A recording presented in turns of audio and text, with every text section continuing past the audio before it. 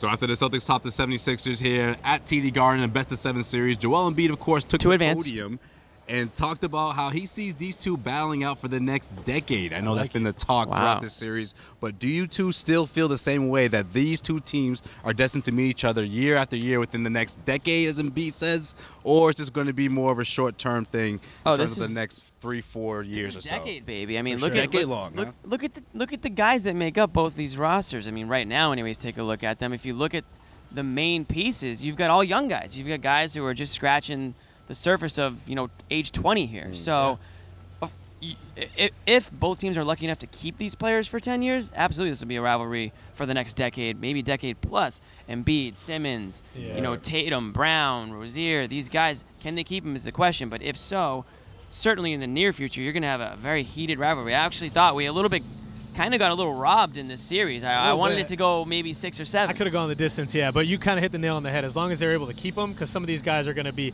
hitting max level summers coming up over the next decade if we do go that far. Right. So that's key. As long as they can keep them all together, we've got a decade-long rivalry. It's going to be a lot of fun. And the thing that makes rivalries so great is the emotion on each team's side. We saw plenty of that in this series. Oh my gosh! Especially tonight too.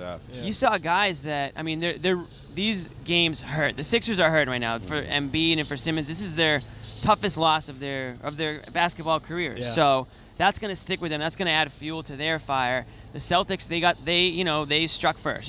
They got the first one, but if this thing does go a very long time, which we all are in agreement that it will, don't act like it's going to be one-sided Celtics this whole way, because everybody on both sides of those teams are getting better. Yeah, for sure. It'll be back and forth. And that's the best part about it, is that they're evenly matched. And even when the Celtics were underdogs this year, maybe it'll be the other way around. Maybe next year the Sixers will be the underdogs, and we could see it go the other way. You never know. But these two teams are so evenly matched. It's going to be so much fun. Well, I think a question you have to ask yourself is there any other team that's going to be in the mix? So the Toronto Raptors somehow get things together. Out of here. I have to mention Not them as long first. as LeBron's in the East. Yeah, LeBron. All right, well, how about this? What if LeBron goes to Philadelphia?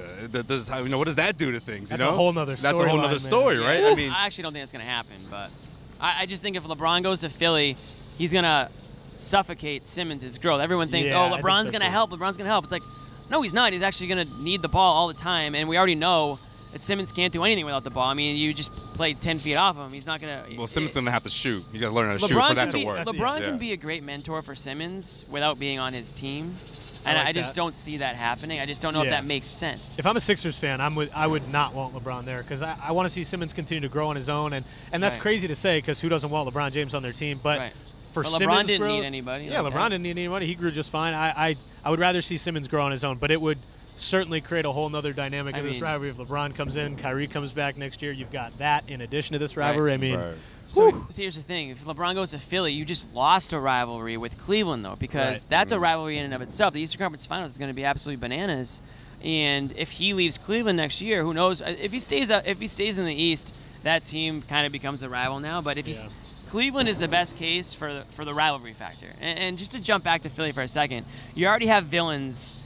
Both fans' perspective is there's villains on the Celtics and there's villains on the Sixers. So that's a huge part of a rivalry. It's guys that you can really hate, right? I mean, that's why everyone. You need that. That's why everyone considers the Cavs a rival, because everyone hates LeBron. And that's why Embiid loves playing here, because everyone hated him here. Exactly. Embiid is that guy. Simmons is that guy. So, and that's to have that at such a young age. It's really just gonna go to the next level over the next few years. Well, we'll have to wait and see. In the meantime, the Celtics will move on, of course, to the Eastern Conference Finals against the Cleveland Cavaliers, while the Philadelphia 76ers will head home from Boston straight to Philly, and it is summertime for them. They've gone fishing. It's gone fishing. That's gonna do it for us here from TD Garden. Joseph Pavone here, CLNS Media.